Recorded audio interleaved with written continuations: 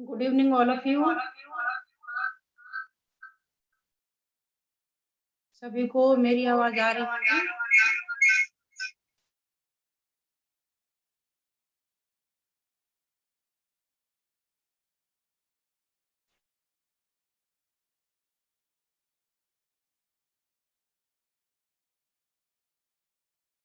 Eco हो रही, हाँ बस अभी मैं इसको ठीक करती हूँ इको का। आप सभी कैसे हैं? प्रैक्टिस कर रहे हैं इसकी?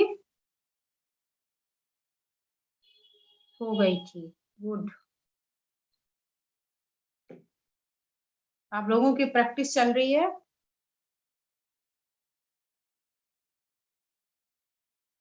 चलिए कल यस मैम पॉइंट लगाने शुरू कर दिया। कितना वेट आपका घटा? एटलीस्ट इससे आपको कॉन्फिडेंस बहुत आएगा कि हाँ आप लगा रहे हैं और जरूर होगा। ठीक है, बढ़िया। तो कल कुछ लोगों ने क्वेश्चन पूछे थे हमसे और आज बहुत सारे लोगों के क्वेश्चन अभी भी हैं। बहुत सुंदर। तो जब भी आप पॉइंट लगाते हैं तो उससे जो भी रिस्पॉन्स आता है वो आपको दिखाई देता है। जैसे अभी शारान जी ने लिखा, इन्होंने पॉइंट लगाया तो लाइट फील हो रहा है। लाइट फील होने का मतलब ही यही है कि आप राइट डायरेक्शन में हैं। और अदरवाइज फिर आपको समझ में नहीं आता कि हम सही जा रहे हैं, गलत जा रहे हैं, कैसे जा रहे हैं। जो भी आपको लगता कि पता नहीं, हो भी सकता नहीं भी हो सकता। तो सही की पहचान ही नहीं यही है कि जैसे ही आप लगाते हैं उसका कुछ ना कुछ बढ़िया सा रिस्पॉन्स इमीडिएट आपको दिखता है। ठीक है, और वेट घटने में तो ऑब्वियसली थोड़ा टाइम तो लगेगा, हाँ, लेकिन उसका एक्शन शुरू होते ही आपको पता चल जाता है। तो आज का सेशन हम सब स्टार्ट करते हैं। और आप में से जिसका भी नंबर है अपना कैमरा और माइक ऑन कर ले और बोलिए। पहली है मैम संगीता गुप्ता जी। ठीक है,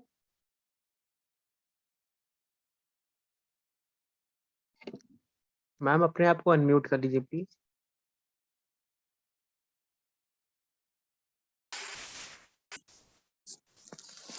नमस्ते मैम। नमस्कार। आप कहाँ से हैं? मैं दिल्ली से हूँ मैम। जी बताएं। जी मैम, मैं ये पूछना चाह रही थी कि जैसे कुछ बच्चे या जैसे उसमें बॉयज और गर्ल्स दोनों थोड़ा शुरू से ही चबी चबी रहते हैं और लास्ट तक मतलब जैसे जब यंग ग्रोन अप हो जाते हैं तभी भी वैसे ही रहते हैं। तो ये तो क्या इंडिकेट करता है कि कुछ उनमें हार्मोनल इम्बैलेंस है या उनका बॉडी स्ट्रक्चर ऐसा ही है?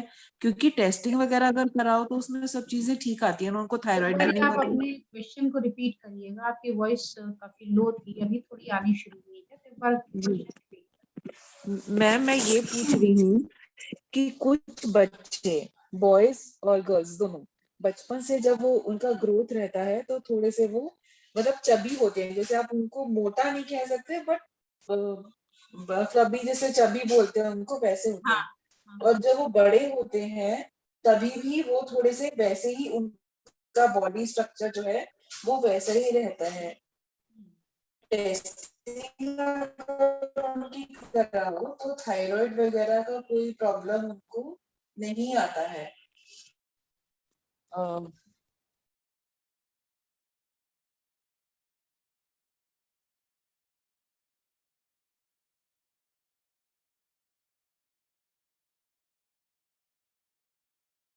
आप अपना माइक अनम्यूट कर लें, आपकी माइक का बटन बंद हो गया है। हेलो जी हाँ, अभी आ रही है आपकी आवाज। जी, तो मैम उनको हमको हार्मोनल इम्बैलेंस का पॉइंट ट्रीटमेंट देना चाहिए नहीं, या कि कैसे उसको वर्कआउट करें? उनका कोई हार्मोनल इम्बैलेंस नहीं है। उनका बचपन से ही जो डाइट रहा है वो मतलब इनफ रहा है। तो उस जी टाइप का एक बॉडी का कॉन्स्टिट्यूशन होता चला गया। बाद में हमें देखिए हर एक बॉडी कॉन्स्टिट्यूशन के अकॉर्डिंग उसका जो पूरा फूड का होना चाहिए ना, वो हमें देखना चाहिए। बचपन में है उस समय हमें प्रोटीन भी चाहिए, कार्बोहाइड्रेट भी चाहिए, फैट भी चाहिए, खूब चाहिए।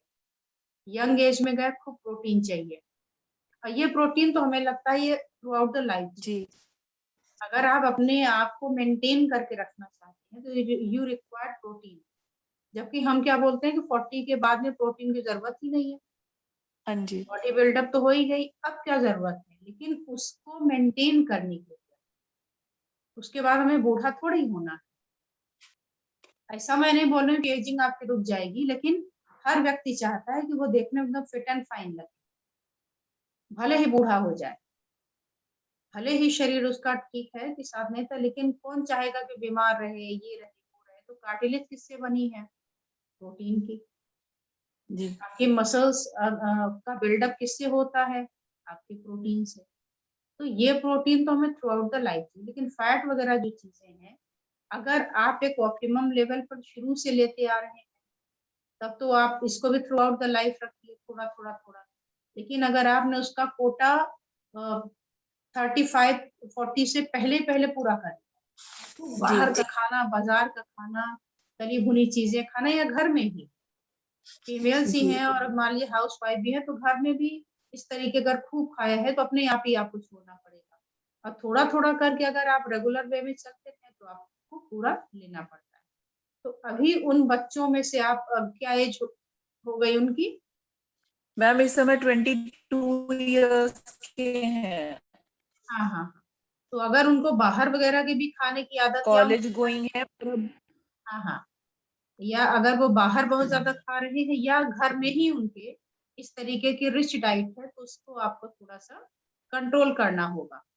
और फिर उसके बाद सेकंड आएंगे हम भूख पर, कि हम उनको देते ज्यादा है या वो खाते ज्यादा है। तो अगर वो खाते ज्यादा है तो स्टमक हीट हो सकती है कि उनकी बढ़ी हुई हो इसलिए ज्यादा भूख लगती है, और या तो जो मैंने ग्लूकोज और फैट का इंटेक बताया था कि हो सकता है प्रॉपर हो, तो उसके हिसाब से उनको बैलेंस किया जा सकता है। तो इस तरीके से बच्चों की भी ओबेसिटी आप कंट्रोल कर सकते हैं। ठीक है।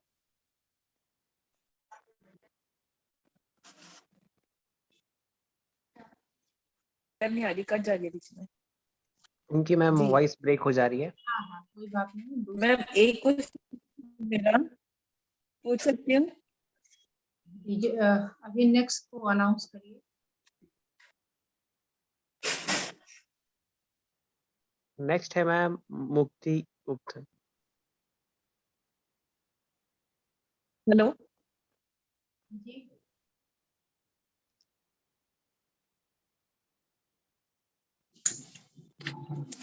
मैम आप अपने आप को अनम्यूट कर लीजिए प्लीज। नमस्कार मैम। नमस्कार नीतू जी। मैम आपने क्लास में बताया था कि लेडीज की अगर हैवी ब्रेस्ट होती है तो उसमें लिवर पैटर्न चलता है कोई। हेलो। हाँ मैं सुन पा रही हूँ, आप बोलें। हाँ जी, तो मैम उसमें कौन सा लिवर पैटर्न लेते हैं, लिवर हीट लेते हैं या क्या? आपके जो भेजा गया है ना थर्ड डे का प्रोटोकॉल का, हाँ जी उसमें आपको मिल जाएगा।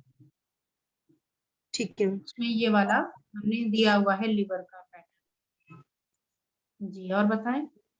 और मैम जैसे ना जिनका जो फैट की वजह से एब्डोमेन कईयों का बहुत टाइट हो जाता है और एक्स मतलब बहुत फूल जाता है और एक्सेस बेल्चिंग ही होती है, तो वो लिवर की स्टेग्नेशन का ही उसमें ट्रीटमेंट होगा मैम, एक्सेस बेल्चिंग और पूरी एब्डोमेन? जरूरी नहीं है, हो सकता है कॉन्स्टिपेशन की वजह से गैस हो, या हो सकता है खाने के बाद पानी वगैरह के पैटर्न कुछ प्रॉब्लम आई हो, इसकी वजह से ये दिक्कत हो। तो या तो डाइट वाला होगा या कॉन्स्टिपेशन वाला होगा। तो जिसकी वजह से ये दिक्कत आई होगी उसके हिसाब से आपको ये ट्रीटमेंट देना पड़ेगा। ओके, एक्सेस फूला हुआ और हार्ड और टाइट है मैम उनका हाँ पेट हाँ बहुत। हाँ, तो हो सकता है कॉन्स्टिपेशन की वजह से या कॉन्स्टिपेशन? डाइट की वजह से हो। कॉन्स्टिपेशन नहीं होता मैम, और मतलब डाइट भी ठीक है, पतले पतले हैं, बिल्कुल पतले दुबले हैं। हाँ तो लिवर का भी हो सकता है कि लिवर प्रॉपर वर्क नहीं कर रहा, तो उसके हिसाब से आपको ट्रीटमेंट देना होगा। ओके मैम, मैंने उनको लिवर का ट्रीटमेंट दिया 2 दिन तो उन्हें काफी आराम पड़ा, उसके बाद नहीं आराम पड़ा लिवर की स्टेग्नेशन से। हाँ तो खाने पीने पर वॉच करिए, कहीं ना कहीं कुछ ना कुछ तो मिस्टेक हो रही होगी। ठीक है मैम। ओके। ठीक है ma'am, thank you ma'am. Okay. Thank you. Next है मैम अर्चना मिश्रा जी। अर्चना मिश्रा जी अपने माइक को अनम्यूट कर लीजिए प्लीज। नमस्ते मैम। नमस्कार, कहिए। मैम आपने जो बताया था कि कॉन्स्टिपेशन भी एक कारण होता है मोटापे का, तो मैम किसी को कॉन्स्टिपेशन हो और उसे ऐसा महसूस होता है कि जैसे जो भी उसका वेस्ट मटेरियल है वो नीचे के पोर्शन में आ गया है मगर बाहर नहीं निकाल पाता, तो मैम उसके लिए कौन सा मैम ऑर्गन होगा? उसके लिए या तो इंटेस्टाइन ही वीक है, ठीक है, और या तो स्टमक के लेवल से डाइजेशन वगैरह की प्रॉब्लम के चलते उसको ये परेशानी हो रही है, तो में से कोई एक हो सकता है। इसकी एक वीडियो हमने यूट्यूब पर ऑलरेडी डाल रखी है और छोटे पॉइंट है, एक बार आप वहां से शुरुआत करें, उसको लगा करके ठीक करिए। मैम जो आपने CV8 और स्टमक 42 डाला है जी, आप उसको लगाइए। मैम, वो भी मैम तो इसमें लार्ज इंटेस्टाइन के मैम अगर होगा तो कौन से पॉइंट्स देने पड़ेंगे? ये दोनों आप दे रही हैं ना? नहीं मैम, दिया नहीं है। इसको आप दीजिए ना, इससे सॉल्व हो जाएगी। कॉन्स्टिपेशन के ही तो है ये। मैम इसको 2-3 दिन दिया हमने तो उससे कोई लाभ नहीं हुआ। अच्छा, फिर जो हमने प्रोटोकॉल दिया है ना आपको थर्ड जी डे, कई सारे हैं तो उसमें सेलेक्ट करिए। मैम ये नहीं समझ में आ रहा है हमें कि जैसे कॉन्स्टिपेशन का जो दिया है तो इसमें कौन से पॉइंट सेलेक्ट करेंगे मैम? कैसे कि मतलब जो भी है स्टूल है वो नीचे तो आ जाता है मगर बाहर निकालने की जो क्षमता है वो नहीं है। हमें ना इसमें एज देखनी होती कि किस एज का है। अगर एज ज्यादा है और जी ऐसा मैम। हो रहा है तो जी ये मैम। घटना होती है हमारे लंग्स में एनर्जी की कमी की वजह से, तब हमें लंग्स को चूज करना पड़ता है। अगर जी छोटा मैम। बच्चा है तो उसके लार्ज इंटेस्टाइन की जगह पे स्प्लीन हमको लेना पड़ता है। मिडिल जी एज मैम। का है तो हमको लार्ज इंटेस्टाइन के ही पॉइंट सिलेक्ट करने पड़ते हैं कि उसमें एनर्जी कम हो गई है, इसलिए वो बाहर नहीं आ तो रहा है, जी मैम। भी हो रही है लेकिन वो निकल नहीं पा रहा है, तो उसके लिए फिर हम उसके पॉइंट दे देते हैं। अच्छा मैम, अगर किसी को हाइपोथायराइड हो, उससे मोटापा हो और प्लस उसको किडनी का इन्फेक्शन भी हो, तो मैम पहले किसको ट्रीट करेंगे? पहले तो इन्फेक्शन निकालेंगे ना, क्यों उसका किडनी यांग प्रॉब्लम में है, क्योंकि इन्फेक्शन है। जी मैम। ठीक है, अगर आपके शरीर में कोई इन्फेक्शन हो जाए तो आप काम कर पाएंगी नहीं। नहीं मैम। काम माने फंक्शन, फंक्शन माने यांग, तो यांग डेफिशिएंसी क्यों हो गई है? Because of infection. तो पहले इन्फेक्शन के पॉइंट्स वगैरह देकर के उसको हटाइए, और जब वो जी हट मैम। जाएगा तब किडनी यांग की जरूरत नहीं पड़ेगी, हो सकता है अपने से ही ठीक हो जाए। नहीं ठीक होता है फिर आप किडनी यांग चाहे तो अलग से थायराइड दे सकती हैं। मैम थायराइड के पॉइंट्स के साथ दूसरे पॉइंट क्या लगाए जा सकते हैं? कौन से पॉइंट और क्यों? नहीं मैम, जैसे आपने किडनी यांग का ही बताया, तो अगर कोई थायराइड के साथ किडनी यांग लगाना चाहे तो लगा सकते हैं कि नहीं? लगा सकते हैं, कोई एक सा लगा भी सकते हैं मैम। दोनों एक दूसरे के कॉम्प्लीमेंट्री हैं। अगर आप एक किडनी यांग को ही लगा देंगे तो भी थायराइड ठीक हो जाएगा, थायराइड के लगाएंगे तो भी उस पर असर आएगा। तो कोशिश ठीक करें है। कि बहुत मिक्स ना करें, जी मैम। कोई भी एक प्रोटोकॉल के साथ शुरू करें। अगर आपको लगता है कि ये कम काम कर रहा है तो दूसरा करें। अगर आपको लगता है कि काम तो दोनों ही कर रहे हैं लेकिन थोड़ा उससे मिला था थोड़ा इससे मिला है तो मिक्स कर दीजिए। वैसे ऐसी नौबत जल्दी आती नहीं है, किसी एक ग्रुप से ही पूरा आराम आ ही जाता थैंक यू मैम। है। ओके, नेक्स्ट है मैम संतोष सोनी जी। मैम आप अपने आप को अनम्यूट कर लीजिए प्लीज। नमस्ते मैडम, मैं जयपुर से संतोष सोनी। नमस्कार। सुन रहे हैं आप मुझे? बिल्कुल सुन रही हूँ। हाँ जी। मेरा ये क्वेश्चन था कि जैसे मेरे को बॉडी में कोई भी देखता है, डॉक्टर तो ये बोलता है थायराइड टेस्ट कराइए, लेकिन मेरा थायराइड हमेशा नॉर्मल है। पिछले 8-10 साल में मैंने 4-5 बार कराया, अभी भी रिसेंट। तो हर कोई देख के ये बोलता है थायराइड, लेकिन थायराइड नहीं आता। तो अब आपके इसको क्लास को देखने के बाद आपका है कि सिम्टम अगर थायराइड के आ रहे हैं, जैसे आप मुझे देख रही होंगी तो पफी है, गले में भी हल्का सा पफी टाइप में है, और कुछ टाइम से लिम्स नोड यहाँ वाली भी पफी हो रही है, फूली सी है। तो मैम इसको मैं अब हार्मोनल के हिसाब से ट्रीट करूं? दूसरा आपका था कि थायराइड चेक करने का ऐसा नायाब तरीका बता रही हूँ आपको, जी जो लाख रुपए दे करके भी नहीं जांच में आएगी। जी आपको थायराइड के लिए किसी पैथोलॉजिकल लैब में जाने की कोई जरूरत नहीं है। आपके पास आपका जो शरीर है यही पैथोलॉजिकल लैब, ठीक है। अब आपका थायराइड कहाँ है? थायराइड तो यही आया। नहीं आया तो कम काम कर रहा होगा या ज्यादा काम कर रहा होगा या नॉर्मल होगा, यही तो जानना है ना। जी अगर मान लीजिए हमारी मोटर है, टुल्लू पंप है और वो चल रहा है, चलते चलते गर्म हो गया, हाइपर हो गया ना, तो उसको जी छुए तो कैसा रहेगा? गर्म नहीं लगेगा सर, वो जल जाएगा हाथ। और अगर आप उसको ऑन ही ना करें, फंक्शन हो ही ना, तो कैसा रहेगा? वो तो गर्म अगर कुछ भी नहीं होगा, एज इट इज रहेगा। ठंडा ही रहेगा, है ना। तो अगर ये भी काम नहीं कर रहा है, हाइपो है, अंडर एक्टिव है, तो इसको भी ठंडा होना चाहिए। तो अगर आप अपना हाथ पलट करके ऐसे लगाएं तो ये जगह अगर ठंडी है तो आपको हाइपोथायरॉइड है, और अगर ये जगह नॉर्मल है तो नॉर्मल है। ज्यादातर तो हाइपो ही होता, हाइपर तो जल्दी होता नहीं, नहीं तो गर्म मिलेगा। तो क्या आपका हल्का ये सा गर्म ही लगेगा। गर्म है ना, तो फिर आपको कोई थायराइड नहीं है। और कंफर्मेटिव टेस्ट करना चाहती हैं तो एक थर्मामीटर का खर्चा आएगा, लेकर के बिस्तर के पास सो जी जाइए, सुबह उठिए जी और अपना टेम्परेचर चेक कर लीजिए। नॉर्मली ठीक 1 मिनट करती हैं तो 2 मिनट कर लीजिए, जी और ऐसा हफ्ते भर करके देख लीजिए। आपका जो टेम्परेचर है वो नॉर्मल से थोड़ा सा 1 डिग्री कम आएगा।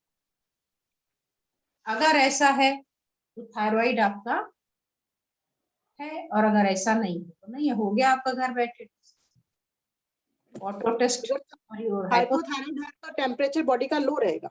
बिल्कुल हाइपो है ना, अंडर एक्टिव है ना, तो टेम्परेचर कहाँ से लेके, तभी तो ठंड लगती है। नहीं, मुझे ठंड ज्यादा लगती है, जैसे लोगों को गर्मी के हिसाब से लगती है, वैसे मुझे गर्मी नहीं लगती है। मुझे ठंड निकालना मुझे मुश्किल होता है। आप टेम्परेचर चेक कर लीजिए, वो आपका कम आएगा, कम आएगा तो थायराइड है, भले सिम्टम आए या ना आए, बहुत मतलब और जांच में आए या ना आए, लेकिन इसमें आ जाता है। जी, और एक स्पेशली जैसे मेरी बॉडी मोटी है, लेकिन स्पेशली मेरी, आप अगर एक कैमरा देखे, कलाई कलाई इस तरह से जिसको यहाँ पे कुछ थेप दिया हो, तो ये मुझे आजकल लोग बहुत ज्यादा टोक रहे हैं, तो मैं इसको नहीं जज कर पा रही कि ये अलग से ऐसा क्यों है। आप थायराइड का इलाज करना शुरू करें। तो मैं यही कंफ्यूज होना है कि मैं स्प्लीन के पॉइंट लगाऊं थायराइड, यही मुझे आपको। आप थायराइड की लगाइए। और दूसरा, मेरी बॉडी में जैसे थाइस पे स्पेशली मैं हाथ फेरती हूँ तो गांठें सी हो रखी हैं, तो वो भी इन्हीं दिनों में साइबर में हुई है। हाइपोथायराइड से करनी चाहिए। गांठें जो होती है वो फैट की होती हैं, क्योंकि ये फैट साइबर से हुई है। प्रॉपर नहीं हो रहा है, इसलिए जगह जगह वो एक्युमुलेट होने लगती है। तो जब जी आप किडनी यांग लगाएंगी ना, जी तो आपका थायराइड तो बैलेंस होगा, ये साथ में ये सारी समस्याएं भी निकल जाएंगी। इन केस नहीं होती हैं तो फिर आपको उसमें से लिवर वाले पॉइंट सिलेक्ट करके लगाने पड़ेंगे, जो हमने आपको थर्ड डे के लेक्चर में प्रोटोकॉल में नोट कराएंगे। जी जी ठीक है, ठीक है। Thank you. आप प्रैक्टिशनर हैं संगीत संतोष जी? नहीं मैम, मैं वैसे प्रैक्टिसनर नहीं हूँ, लेकिन मैं ऑनलाइन बच्चों को या अपनी फैमिली मेंबर्स को सबको पढ़ाती सिखाती भी हूँ। अभी मैं 2 स्टूडेंट पढ़ाती भी हूँ जो हमारे यहाँ से जुड़े हुए हैं, फर्स्ट ईयर के 2 स्टूडेंट को मैं पढ़ाती भी।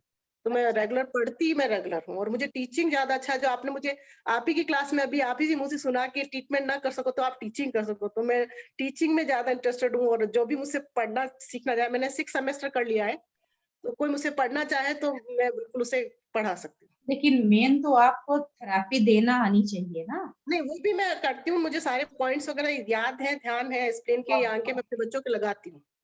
बहुत मैं खुद सुंदर। की भी लगाती हूँ regular. Okay, thank you so much. Thank you ma'am. Next है मैम प्रमीला जी। प्रमीला जी अपना माइक अनम्यूट कर लीजिए प्लीज।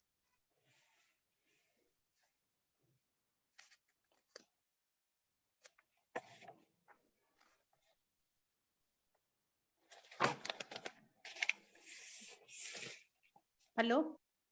हाँ जी। हाँ, Madam, I am Pramila from Bangalore. जी I have a Pramila, question. Yeah, I have a question. If a person has a pear-shaped body structure and overall body obese, then both the protocols are to be used again, or only one protocol at a time for she the is obese? female. If she is female, then first you have to focus on hormonal obesity. Okay. And if your patient is a male, then you will have to focus on stomach or spleen level, like stomach heat or spleen deficiency. Okay, Okay. and this point is available on your protocol. Okay. You will have to just pick from there. Okay. One more question, madam. If a person is taking treatment for one ailment, then can this obesity treatment also can be taken simultaneously? Maybe, may not be. It depends on your patient condition. Okay. Which point you have to be chosen. Okay. Okay. Okay. Thank you, madam. Okay. Next है ma'am Sonia जी। सोनिया जी अपने mic unmute कर लीजिए please.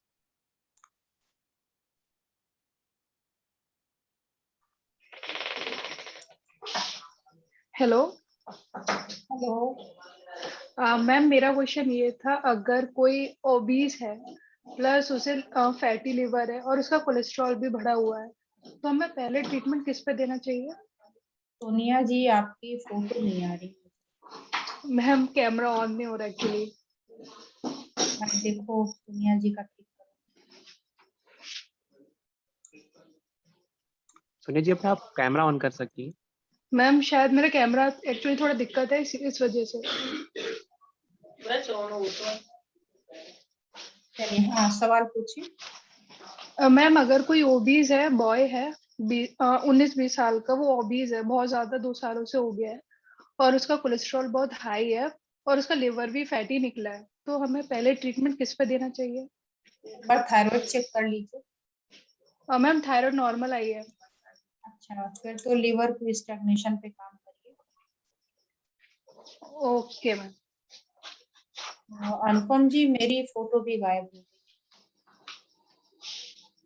Ma'am इसे fatty liver भी ठीक हो जाएगा? हाँ जी हाँ जी। ओके। आप कहाँ से हैं सोनिया जी? मैम आगरा से।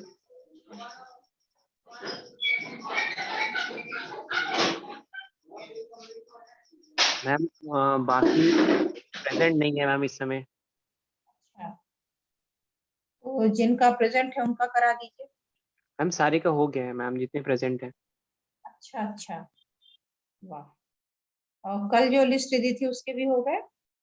जी मैम, और वो भी प्रेजेंट नहीं मैम, कल वाले भी सारे इसी में ही थे मैम, और कोई प्रेजेंट नहीं है। ठीक है, तो जो प्रेजेंट नहीं है आप उनकी तरफ से क्वेश्चन कर लीजिए। ओके मैम, मैं नाम उनका बोल दीजिए और उनका क्या क्वेश्चन है वो बोल दीजिए। Okay ma'am.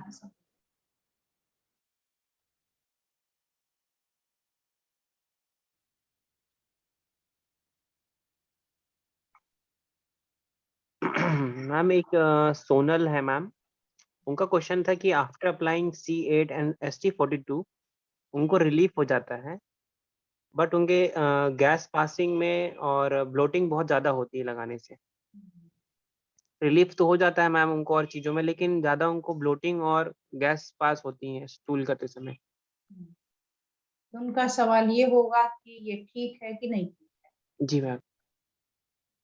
ये बिल्कुल सही है। गैस बनना और जो ब्लोटिंग होना इसलिए होती है क्योंकि पीछे से वो जगह खाली हो गई, तो इसलिए ऐसा हो रहा है। कुछ दिनों तक लगातार जब ये पॉइंट लगते जाएंगे तो ये परेशानी भी उनकी जल्दी ही ठीक हो जाएगी। तो ये उसका कोई साइड इफेक्ट नहीं है, कोई नेगेटिव इफेक्ट नहीं है। जो भी बन रही है उसको बनने दे, निकलने दे। अगर निकल नहीं रही है तो थोड़ा अपने डाइट पर भी ध्यान देते रहे, क्योंकि डाइट में गड़बड़ है तो ही कॉन्स्टिपेशन हुआ है। तो अपना डाइट चेक करें, अगर वाटर इनटेक साथ में ले रहे हैं तो वो सारी चीजों पे फोकस करें और बाकी इसी पॉइंट से धीरे धीरे करके उनका निकल जाए। और नेक्स्ट क्वेश्चन मैम उनका ये है कि उनको बहुत चाय पीने की दिक्कत है और कॉफी, और आपने बताया कि बहुत ज्यादा डाइजेशन करने में टाइम लगता है। अब तो यहाँ पर ही देखो गैस का आंसर भी मिल गया है ना, उन्हीं का है ना सवाल। जी मैम, जी मैम। तो ये आंसर भी मिल गया। पूरा क्या सवाल था इनका चाय कॉफी? मतलब कि उन्हें इस एडिक्शन को छुड़ाने के लिए पॉइंट्स। अच्छा जी, तो देखो क्या हुआ, क्यों गैस बन रही है, क्योंकि वो चाय ज्यादा पी, इसलिए हमने कहा ना कि पॉइंट की वजह से नहीं हो रहा, पॉइंट तो अपना क्लियर कर ही रहा है। प्रॉब्लम इनको क्या हुई कि डाइट में से आ रहा है, डाइट में इन्होंने एक्सेप्ट किया कि चाय और कॉफी का इंटेक ज्यादा है।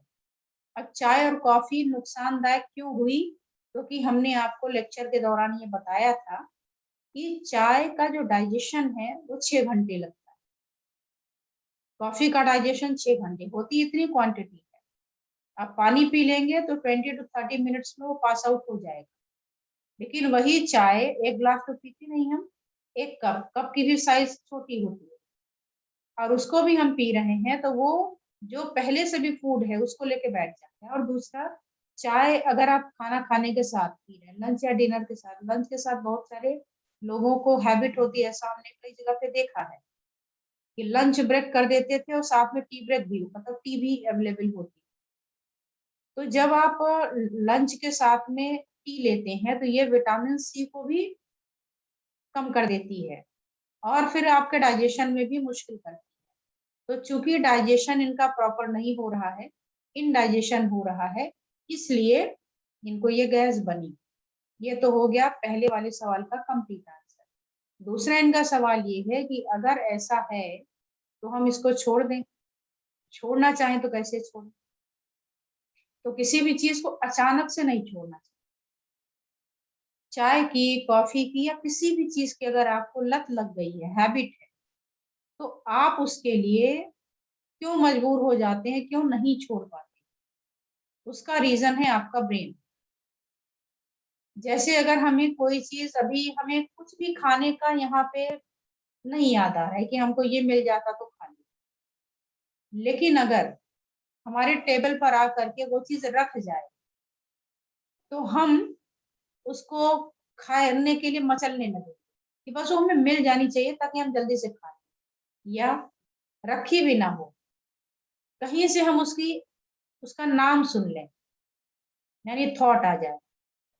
या अगर हम रेगुलर बेसिस पर, मान लो जैसे लंच ही है, हम लंच के साथ चाय लेते हैं और आपने क्या किया कि कह दिया कि मत लो, तो जब लंच करने बैठेंगे हमको चाय की याद आएगी, तो जब जब याद आएगी तब तक उसको पीने की एक बड़ी जोर से क्रेविंग होगी। क्यों? क्योंकि उसका लेवल ब्रेन में सेट हो गया है, इसलिए उसको लेने का मन हो रहा है। ब्रेन के पास में एक होता है सेटाइटी सेंटर, हर चीज का होता है। सेटाइटी माने सेटिस्फैक्शन, ये ब्रेन में होता है। जैसे, अच्छा इससे पहले मैं आपको ग्लूकोज डायबिटीज के बारे में बताती। डायबिटीज में क्या है कि शुगर लेवल तो ऑलरेडी ब्लड में बढ़ा हुआ है, फिर हमें मीठे की जरूरत क्यों होती है? अगर आपने हमको भरपेट खाना खिला दिया तो फिर हमें किसी के खाने को देख करके लालच क्यों होगी? नहीं होनी चाहिए। लेकिन यहाँ आपने थाली तो दे दी है, सामने रखी है, लेकिन खाने नहीं दे रहे, इसलिए हमें कुछ कुछ खाने का मन करेगा, चलो ये थाली नहीं मिली, हमें कुछ तो दो, कुछ तो दो। और जो रखी है बच्चा उसी की जिद करता है। मान लो आपके घर कोई गेस्ट आ गया, अब आपने उसको कोई ऐसी चीज दे दी है जो बच्चे को नहीं दी है, तो अब बच्चा उसी को खाने के लिए मचलता रहे कि नहीं, जो उस थाली में है गेस्ट की वही हमें भी चाहिए। तो सेम सिचुएशन आपकी यहाँ भी है। आप चाय और कॉफी पीते पीते आपके भी ब्रेन में उसका एक लेवल सेट हो गया। अब जैसे ही उसका लेवल नीचे आता है, आपको बड़ी जोर से क्रेविंग होती है कि हमें मिल जाए, कैसे भी मिल जाए। अगर नहीं पिएंगे तो बॉडी रिएक्ट करेगी, कहीं सिर में दर्द होगा, कहीं कोई रिएक्शन देगा, कहीं कोई रिएक्शन देगा। इसके दो तरीके हैं, या तो बच्चे को पीटिए, पीट के शांत कर दीजिए, और या तो बच्चे को प्यार से थोड़ा सा दे करके बहला दीजिए। तो पीटने का मतलब क्या हुआ यहाँ पर कि हमें चाहे सिर दर्द हो जाए, चाहे कुछ भी हो जाए, हम तुमको तुम्हारी डिमांड पूरी नहीं करेंगे। तो 1-2 दिन तो बड़ी जबरदस्त आपको मुश्किल आएगी, तीसरे दिन मुश्किल आएगी। इवन चाय कोई पीता रहेगा तो आपको बस मन हो जाएगा, भड़क उठेगा कि बस अभी तो बस मिल ही जाए, उसकी महक आ गई, कोई बगल से लेके जा रहा है, बस आपको लगेगा बस मिल जाता तो।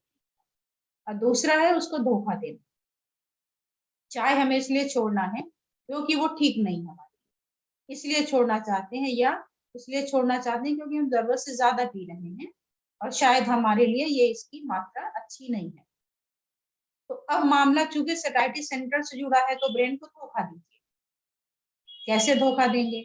जब आपका मन करे कि हमें चाय पीना चाहिए, तो आप उसकी जगह एक बॉटल थर्मस में पानी को गर्म कर लीजिए, चाय की तरह तेज गर्म।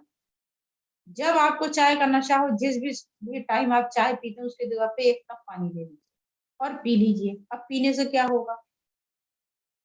चाय मिली, मतलब जो सेटाइटी सेंटर लेवल नीचे आ गया तो थोड़ा सा फिर बढ़ गया because of warm water, hot water. तो गर्म पानी से उसका लेवल फिर थोड़ा सा ऊपर चला गया, तो थोड़ी देर को आप वो चाय भूल जाएंगे। तो जब जब मन करे ब्रेन को धोखा दे, और एक टाइम ऐसा आएगा कि उसके जितने भी लेवल वगैरह है वो गायब हो जाए कि भाई हम चाय जानते थे, जिसने चाय देखी ही ना हो कभी, जैसे मैं हूँ, मुझे पता है कि चाय का हमें कुछ मतलब समझ में नहीं आता, ये चाय बनी क्यों है, इसको पीते क्यों है, तो मैंने पी ही नहीं। अगर हमारे सामने कोई ला के भी रख दे, चाहे उसमें इलायची डाल दे, चाहे उसमें कुछ भी डाल दे, मेरे लिए वो कुछ है ही नहीं। जैसे अगर कोई शराब ला के किसी के सामने रख दे और वो नहीं पीता हो, तो उसको मन करेगा क्या कि हाँ रखा है तो चलो पी ही लेते, नहीं। तो ठीक इसी तरीके से हमें तो कभी कुछ मन नहीं होता।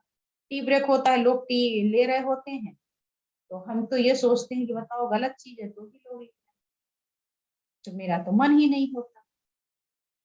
ठीक है, तो इस तरीके से उसको समझा सकते हैं कि भाई ये गलत है और तुम बड़े हो चुके हो, तो अब ये बहानेबाजी नहीं चलेगी, नुकसान करता है, कैसे छोड़े, ये करे वो करे, तो मत करिए। उसको बताइए कि हम बड़े हो चुके हैं, तुम्हारी बातों में नहीं आएंगे, तुम खराब हो तो हो। जैसे हम खराब आदमी का त्याग कर देते हैं कि तुम कितने ही इंपॉर्टेंट हो, लेकिन हमें तुम्हें नहीं चाहिए अपनी लाइफ में, जाओ छोड़ दिया तुमने। ऐसे ही ये भी एडिक्शन है कि नहीं रह पा रहे हैं, लेकिन जाओ हमने तुम्हें त्याग दिया, छोड़ दिया। ऐसे ही चाय के लिए कर लीजिए कि हमें नहीं चाहिए, तुम नुकसानदायक हो, तुम दूर रहो हमारी लाइफ से, छोड़ दिया छोड़ दिया।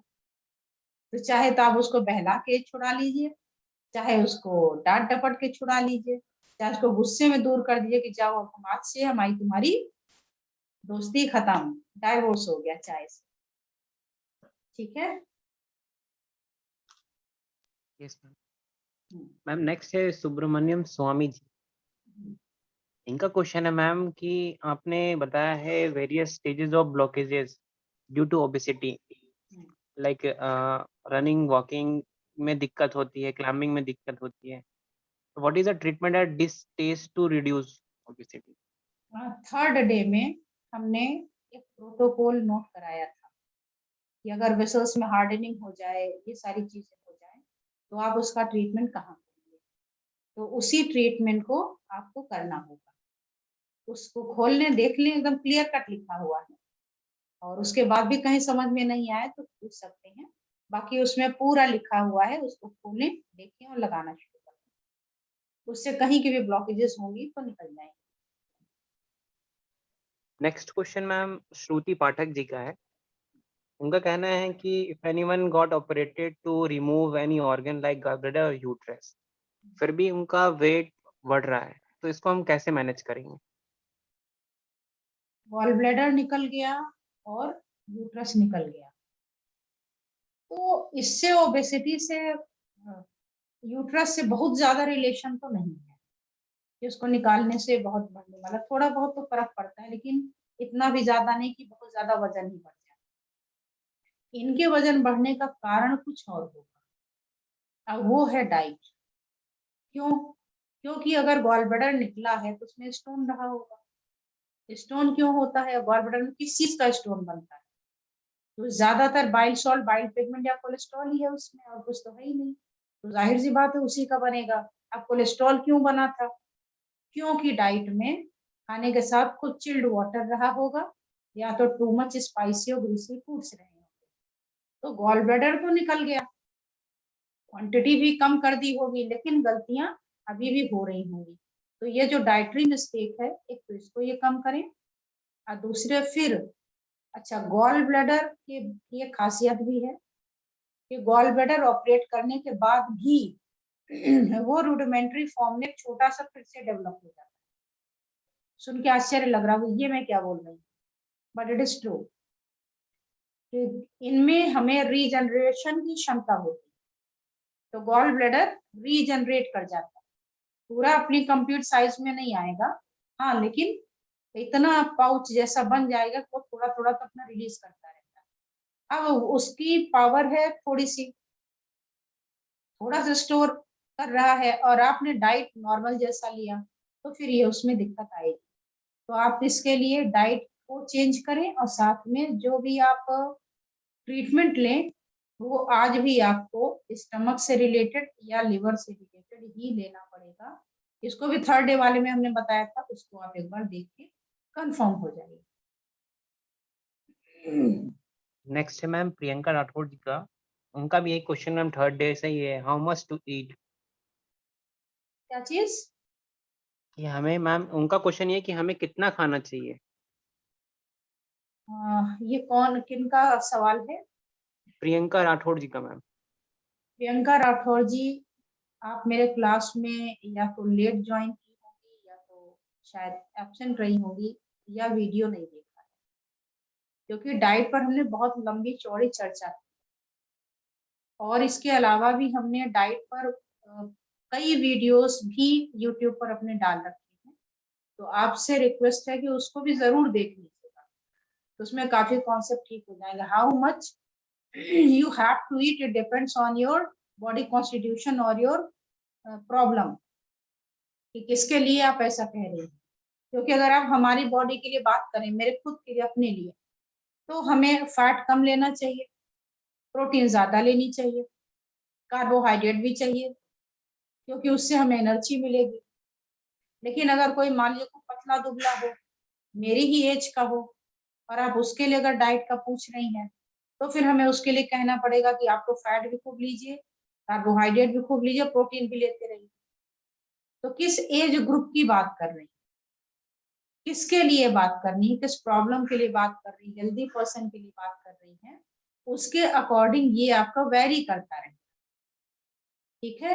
आपका वर्क शेड्यूल क्या है, आप कैसा काम करते हैं, उस पर भी डिपेंड करता है। तो इस पर हमने डिटेल चर्चा की है, रॉन्ग कॉम्बिनेशन ऑफ फूड ये, और कितने समय खाएं, क्या खाएं, ये हमने बता रखा है। तो आप अपनी पीडीएफ को ऑन करें, उसको देखें, आप अपना जो रिकॉर्डिंग है उसको सुने, और उसके अलावा और भी नॉलेज चाहिए तो हमारे यूट्यूब में एक प्लेलिस्ट है डेली रूटीन, उसमें डाइट से रिलेटेड वीडियोस हैं, आप उसको भी देख करके अपने आप को सेटिस्फाई कर सकते हैं। ठीक है? ऑल डन मैम, सारे हो चुके हैं। बढ़िया। अब इसमें रूपम श्रीवास्तव जी हैं, इन्होंने हैंड रेस किया है, इनका कर लीजिए, और साथ में एक और है। रूपम श्रीवास्तव जी, आप अपना माइक अनम्यूट कर सकते हैं। यस मैम, नमस्ते मैम। नमस्कार। मैम मेरा क्वेश्चन है कि मेरा पेट अजीब तरह से निकला हुआ है। मैंने डॉक्टर को दिखाया एक बार, तो उन्होंने बताया मुझे हार्निया है, और बोली है कि जब हार्निया की वजह से आपका कोई कुछ भी एक्सरसाइज करिए या कुछ भी करिए, आपका पेट अंदर नहीं हो सकता है। आपका तो चेहरा नहीं दिख रहा है। Yes ma'am. रूपम ना? जी मैम। हाँ जी, हाँ जी, देखिए।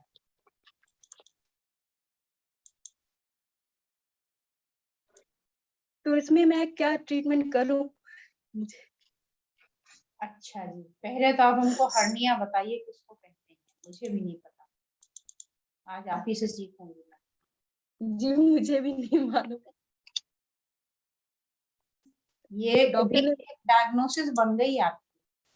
आपने कहा कि हमारा जो पेट है वो बड़ा अजीब तरीके से, जी नाभि निकली हुई है, पेट मतलब जो आपने एप्पल से बताया था वो मेरे पेट के ऊपर में है। हाँ, तो ये क्या हो गया, ये आपका ओबेसिटी में नहीं आएगा, जी मैम। ये आएगा आपके हर्निया में। हर्निया होती है कई प्रकार की। जी एक हर्निया होती है हाइटस हर्निया जो ऊपर की तरफ होती है, जी एक होती है अम्बिलिकल हर्निया जो आपके नेवल में होती है। जी नेवल नहीं। हाँ, एक होती है नीचे की तरफ जो निकल जाती है उसको इंग्विनल हर्निया या टेस्टिकुलर या दोनों नाम से जानते हैं। एक इंटेस्टाइनल हर्निया हो गई। एक आपकी होती है जैसे मान लीजिए ऑपरेशन हुआ जी जी पेट का और उसके बाद आपने खांसा उसा कुछ किया तो वहां से निकल जाती है तो इंसिजनल हर्निया होती है। आपका कौन सा हर्निया, कब से आपका निकला, कोई ऑपरेशन हुआ है या नॉर्मल वे में ही है, ऐसा है? नहीं ऑपरेशन हुआ था बेबीज के टाइम में, प्रेगनेंसी के टाइम में ऑपरेशन हुए थे, उसके टाइम से है, उसी टाइम से पेट निकला ही हुआ है। तो ये इंसिजनल हर्निया है। हर्निया क्यों हुई, जी इंटेस्टाइन तो है ही है लेकिन उसमें जहाँ छेद था वहां से बाहर आ गई, तो इसका जी मतलब है कि जो आपका इंटेस्टाइन है वो लूज है पहली तो, और दूसरे उसमें फैलने की टेंडेंसी हो गई। क्यों फैल रही, क्योंकि उसमें गैस बहुत ज्यादा है। तो जी एक तो आप मुझे अपने डकार गैस को रिड्यूस करिए। आप थेरेपिस्ट हैं तो आप क्या नहीं करिए, आप पहले अपने गैस की प्रॉब्लम को ठीक करिए बाई डाइट ठीक करिए। हो सकता है आपने लेक्चर लिया है तो आपने देखा होगा, हो सकता है आपके खान पान में कहीं गड़बड़ रही हो सकता है आपके पानी पीने में कहीं गड़बड़ रही हो, तो पहले तो वहीं से सुधार लीजिए, उसी से आपको मोर देन 50% रिलीफ मिल जाएगा। और उसके साथ आप अपने हर्निया के पॉइंट भी लगाना शुरू करिए, यानी अपनी गैस को कम करने के पॉइंट लगाइए। हर्निया के पॉइंट लगाएंगी आप, पूरे जीवन लगाएंगी, आपको कुछ भी नहीं होगा। क्योंकि अगर बलून है और उसको हम फुला चुके हैं और हम सोच रहे हैं उसको दबा रहे तो पिचक जाए, तो चाहे जितना भी आप दम लगा के पिचकाएंगे नहीं पिचकेगा। आपको केवल उसका जहाँ धागा बंधा हुआ है उसको खोल देना ताकि गैस रिलीज हो जाए तो गुब्बारा अपने आप पिचक जाएगा। तो सेम आपको यहाँ भी करना है। आपको हर्निया का इलाज कतई नहीं करना। हर्निया का इलाज करेंगी या पहले भी किया होगा तो रिजल्ट आपको 0 मिलेगा। जी मुझे डकारे बहुत आती है। हाँ, अभी आपको गैस खत्म करनी है, केवल गैस खत्म करते जाइए तो इंटेस्टाइन जो अभी बाहर आया है वो अपनी जगह पे जाके सेट हो जाएगा, और सेट हो जाएगा तो आपकी समस्या ठीक हो जाएगी। तो कभी कभी हम जो ये डायग्नोसिस करते हैं या पॉइंट सिलेक्शन करते हैं वो लैक ऑफ नॉलेज की वजह से मिस कर जाते हैं। हम उस बीमारी के नाम को पकड़ के उसकी माला जपनी शुरू करते हैं, और जब हम उसको करते हैं तब हम फेल हो जाते हैं। फिर हमारा 2 काम होता है, एक तो थेरेपी से विश्वास उठ जाता है और दूसरा हम अपने आप को कमजोर मान लेते हैं कि अरे ये तो थेरेपी ही ऐसी है, या तो हम ऐसे ही, हमसे कुछ हो ही नहीं सकता। नहीं, क्योंकि जो प्रेशर सीखने वाले लोगों की संख्या है वो ज्यादातर ऐसी है जो नॉन मेडिकल्स है, उनका मेडिकल से दूर दूर तक कोई भी लेना देना नहीं है, इसलिए उनको ये दिक्कतें आती हैं। वो बीमारी के नाम से अगर कोई प्रोटोकॉल दिया है तो उसी पर फोकस करते हैं। हर्निया का जैसे नाम आया तो आप जो हर्निया के पॉइंट देखेंगी, आप बुक को रेकमेंड करेंगे, खोलेंगे, जो हर्निया का पॉइंट लिखा है उसी को लगाना शुरू कर देंगे। आपने लगाया, कोई आराम नहीं मिला, छोड़ दिया, फिर दूसरे बुक से रेकमेंड करेंगे, हाँ चलो इसमें शायद मिल जाए। 3 बुक आप रेफर करेंगे, तीनों से आराम नहीं मिला, फिर थेरेपी में स्विच ओवर होगा, फिर थेरेपिस्ट में स्विच ओवर होगा कि हमने उससे लगवाया था, उससे बात की थी, उससे कोई फायदा नहीं हुआ था, अब उससे बात करो, वो शायद बढ़िया डायग्नोस करेंगे, लेकिन वो भी आपके जैसा ही निकल गया, वो भी नॉन मेडिकोस। तो क्या होगा, आप हर्निया पे ही पूरा फोकस कर देते, जबकि हमें क्या करना चाहिए था, हर्निया के बारे में पहले पढ़ लेते कि ये हर्निया आखिर होता क्या है, ये हुआ क्यों। तो वो जब पकड़ती तो वहां से आपको रूट कॉज की ओर जाने में आसानी हो जाती और उसको लगाती है तो ठीक हो जाती। ठीक है, जो छोटे बच्चे होते हैं उनमें भी बड़ी हर्निया की प्रॉब्लम होती है, इंटेस्टाइन कमजोर है, दूध से एलर्जी है, दूध पिया, पेट फूला, दर्द के मारे रो रहे हैं, जितना रोते उतना उनका हर्निया बाहर आने लगता है। लेकिन हम लोग इस पे फोकस नहीं करके हर्निया का में उसको कट कराना, जाली डालना, ये करना वो करना करते लगते हैं। हमें ट्रीटमेंट से पहले उसकी जड़ों पे वार करना, उसकी अगर जड़ हमें मिल गई तो हमारा काम हो गया। ठीक है, आई होप कि क्लियर हो गया होगा। जी मैम। मैम मेरा दूसरा क्वेश्चन है, मेरे घर में जेठ जी की बेटी है, वो बहुत ही ओबियस है, पूरा हिप साइड में भी हर जगह बहुत ज्यादा है। अभी उसकी सिर्फ 15 साल एज है, तो उसका कौन सा ट्रीटमेंट करेंगे, हार्मोनल करेंगे या? हाँ, हार्मोनल ही करेंगे। क्या बचपन से है या अभी शुरू हुआ है उसका वेट? नहीं, अभी 3-4 साल में वो बहुत ज्यादा ओबियस हो गई। अब उसका हमें पीरियड का ट्रीटमेंट करना पड़ेगा। उसका पीरियड पता करिए कैसा है, क्या है, उसके अकॉर्डिंग उसका ट्रीटमेंट करिए। जैसे जैसे उसका हार्मोन बैलेंस होता जाएगा वैसे वैसे उसकी बॉडी स्लिम होती जाएगी। तो और वो यहाँ टहलने भी जाती है, वो ओबेसिटी का टहलती। ट्रीटमेंट नहीं देना। जी जी। क्यों हुआ, आपने कहा जैसे ही वो प्यूबर्टी एज में आई है, बड़ी होनी शुरू हुई तब हुआ, तो इसका मतलब है बड़े होने में क्या घटना घटी, पीरियड वाली घटना।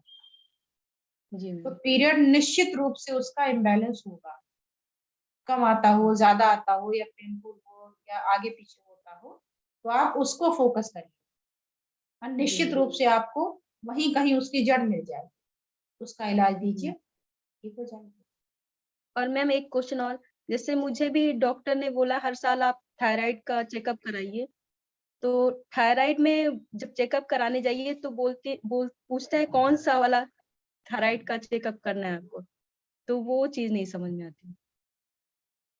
अभी आपने बता दिया, वो तो क्लियर हो गया अपने से करना। मैम आपकी आवाज नहीं आ रही।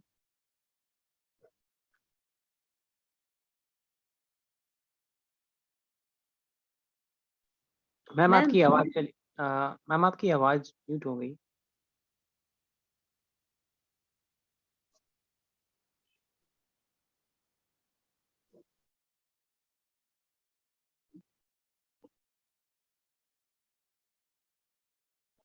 नो मैम, आपकी आवाज नहीं आ रही है।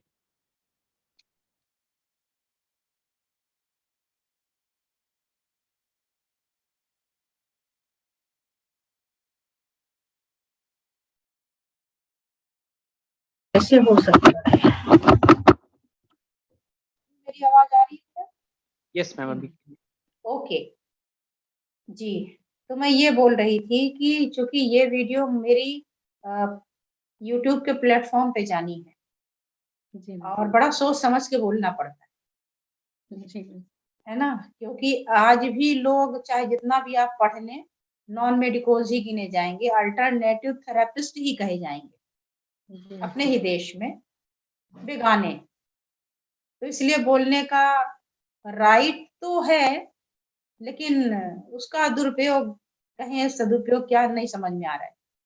लेकिन इतना कहना चाहती हूँ कि ये जो भी भाषा बोल रहा है नहीं बोलना चाहिए। भाई पेशेंट गया है, अगर पेशेंट ही आपको बताए कि हमारे ये जांच कर दो, तो आप किस लिए बैठे? आपने जो टेक्नीशियन का कोर्स या पैथोलॉजी लैब के लिए कोर्स किया है, किया क्यों है?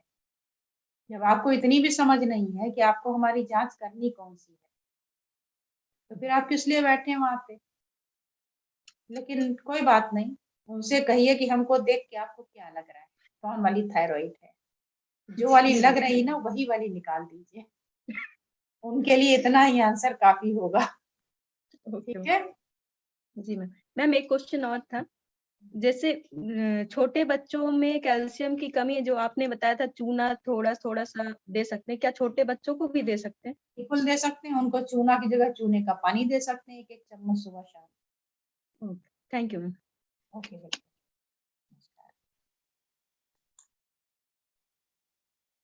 संगीता गुप्ता जी ने मैम हैंड रेज किया है। ऑन कर दो। संगीता गुप्ता जी आप अपना माइक अनम्यूट कर लीजिए। जी मैम। मैम मेरा एक क्वेश्चन था, अभी जब आपकी क्लास हो रही थी मैम, उसमें आपने मुझे बताया था वोरेशियस हंगर के लिए CV4 और CV6 दोनों को सेडेट करना है। जी। तो मैम मेरे को कुछ दिनों से मतलब 2-3 महीना से बहुत ज्यादा भूख लग रही है, मतलब खाना मैं अपना जो मेरा नॉर्मल डाइट है मैं वो खाती हूँ, और जैसे मान लीजिए अपना प्लेट किचन में रखने गई, उसके बाद वहां जाके फिर कुछ मन कराया कि कुछ कुछ भी उठाया डब्बा और मतलब खा लिया, मतलब मुझे अच्छा, जो आपका मन करता है खाने का, जी वो चीज क्या होती है ज्यादातर? जी वो मैम जो सामने मतलब फ्रूट्स तो नेचुरली नहीं खाएंगे। यही मैंने पूछा आपसे कि आपका जी, मन उसमें से भी क्या खाने का कर रहा है? मैम कुछ तीखा खाने के लिए या कुछ मठरी या कुछ कचौरी ऐसा खाने का मन करता है, मतलब मेरा पेट फूला हुआ है, मतलब पूरा टाइट होके बाहर आ रखा है, स्टिल आई फील कि मैं कुछ खा लूं। तो आप और जो खाना खा रही हैं ना, उसी में थोड़ा ऑयल की मात्रा ठीक कर लीजिए, रोटी ओके वगैरह में लगा लीजिए, क्योंकि आपका यहाँ पर पेट तो आपका भर गया, बाहर आने को है, हाँ लेकिन जी, ये नहीं भरा। और ये किससे बना हुआ है? फैट और ग्लूकोज से। हाँ जी, वही वो मांग रहा है कि हमको फैट तो दो, पेट तो भर दिया, हमको तो भरो, ओके मैम, हमको खाली है, भूखे हैं, तो इसलिए वो डिमांड करता है। ठीक है। तो मैंने अभी 2 दिन से वो पॉइंट्स लगाए हैं, तो वो लगाने से मेरे को जो मतलब वही मांगने वाला जो हिस्सा है वो तो थोड़ा कम हुआ, पर मैम उसकी वजह से मुझे ना थोड़ा नौजिया फील होने लग रहा है कि जैसे वोमिटिंग आ जाएगी, बहुत घबराहट और तो वो ऐसे पॉइंट, हाँ बहुत सही। तो वो पॉइंट क्या था कि अगर आपको अननेचुरल भूख लग रही है तो वो उसको ठीक कर देगा। वो अननेचुरल थी नहीं, मतलब इसको सच में चाहिए था। अच्छा, आपने पॉइंट लगा तो उसको कम कर दिया, तुमको नहीं देंगे, तो वो ओ चीख रहा है, चिल्ला रहा है कि नहीं दो, हमें भूख लगी है, अपना तो पेट भर लिया, मेरा पेट कोई नहीं भर रहा है, तो जी हमें तो जी, दो। इसलिए वो कनेक्ट, चीख रहा है, इसीलिए वो चिल्ला रहा है। बॉडी, जो हमारा बॉडी स्किन है ना, अगर हम इसकी भाषा को समझने लग जाएं काश, तो हमें कोई प्रॉब्लम ही ना हो। लेकिन हम मोस्ट ऑफ द टाइम अपने और अपनी बॉडी की छोड़ के सारी दुनिया के सीखने लग जाते हैं, सुनने लग जाते हैं, समझने लग जाते हैं कि उसने हमको ये कहा तो क्यों कहा, कैसा कहा, ये जो बोल रहा है इसकी भाषा तो सुनिए। अगर आप इस पे फोकस कर लें तो आपका लंग्स क्या बोल रहा है, आपके इंटेस्टाइन ने आज क्या कहा आपसे, आपके स्टमक आपसे क्या करे, ये सारे सुनिए, आनंद आएगा, मजा आएगा, आपको दुनिया की ओर देखने का मन ही नहीं करेगा कि जो कह रहा है उसको कहने दो, वो ऐसे ही है। हमें तो देखना है कि हमारे अंदर क्या चल रहा है, और इतना ही अगर सीख लें तो कहीं कोई जाने की जरूरत ही नहीं, आपको अपने आप ही सब ठीक हो जाए। तो उसको टालिए मत, उसको खिलाइए। ठीक है मैम। तो मैम पॉइंट्स नहीं लगाऊं अभी कुछ दिन? बिल्कुल मत लगाइए, उसको चाहिए ही नहीं, चाहिए होता तो दूसरे दिन से मजा आ जाता उसको कि चलो आज तो बढ़िया हो गया। जी ठीक है मैम, एक क्वेश्चन और था, मैंने आपसे क्लास के बीच में भी पूछा था कि जैसे आजकल लोग बहुत इंटरमिटेंट फास्टिंग कर रहे हैं, मैम मैंने भी किया, तो मैम उससे मेरा अच्छे से वजन लूज हुआ। बिल्कुल होगा। तो मैम पर ये साइड इफेक्ट जैसे आप बता रही थी कि नहीं करना चाहिए and it's not a good practice, तो और मैम वीडियोस तो इतने आ रहे हैं इंटरमिटेंट फास्टिंग के, मतलब इतना अच्छा पार्ट कीटो डाइट है और ये सब है, तो मैम क्यों नहीं करना चाहिए वो जानना चाह रही थी। देखिए, फिर मैं पता नहीं बोल तो रही हूँ, देखती हूँ इंटरमिटेंट फास्टिंग पे इतनी वीडियोस आ रही हैं, फिर भी मैं कह रही हूँ कि मत करिए। जी मैम यही जिसको जानना। करना है, उसको नहीं करना है, वो तो बता दो भाई कोई, कि कौन करे कौन ना करे, सबको क्यों करा रहे हो? सबके लिए हानिकारक है, कुछ लोगों के लिए हो सकता है जरूरत हो। अब देखिए, जैसे हमारे यहाँ नेचुरली इंटरमिटेंट फास्टिंग की व्यवस्था बीच बीच में की गई है। कैसे? अगर आप वेजिटेरियन हैं, शाकाहारी हैं, हिंदू हैं, तो आपको हर 6 महीने पर 9 दिन की फास्टिंग मिलती है। उसमें भी वैरायटी है, नवरात्रि की मैं बात कर रही हूँ। हाँ जी मैम। उसमें भी वैरायटी है। एक नवरात्रि होती है जो फ्रूट्स पर लोग करते हैं, कहते भी है कि फलाहार। हाँ जी। अब कुछ लोग होते हैं उसमें भी फल नहीं, वेजिटेबल्स ही लेते हैं। जी। कुछ लोग क्या करते हैं, एक टाइम फर्स्ट हाफ तो बिल्कुल अपने आप को खाली रखते हैं, शाम को खाते हैं। हाँ जी। कुछ लोग दिन में पूरा खाली रखते हैं, शाम को खाएंगे, कुछ शाम को फ्री करके, मतलब वाइस वर्सा करते हैं। वो मैम उनको 8 आवर्स का खाना रहता है, बाकी 16 आवर्स आप you select according to your कुछ लाइफ। लोग होते हैं फास्ट में, सुबह भी खाते हैं, दोपहर में भी खाते हैं, शाम को भी खाते हैं, रात को भी खाते हैं, लेकिन बड़ा लाइट होता है। कुछ मूंगफली, मखाना ये खा लिया, हाँ जी। फिर दिन में कुछ ऐसे थोड़ा से ले लिया, फिर शाम को, फिर रात में। कुछ लोग होते हैं दिन में भी 1 कुकर आलू खाते हैं, दोपहर में 1 दर्जन केला खाते हैं, फिर बादाम ड्रिंक चाहिए तो ये चाहिए, फिर शाम होते होते उनको गाजर का हलवा है, सिंघाड़े की पूड़ी है, तो ये है वो है।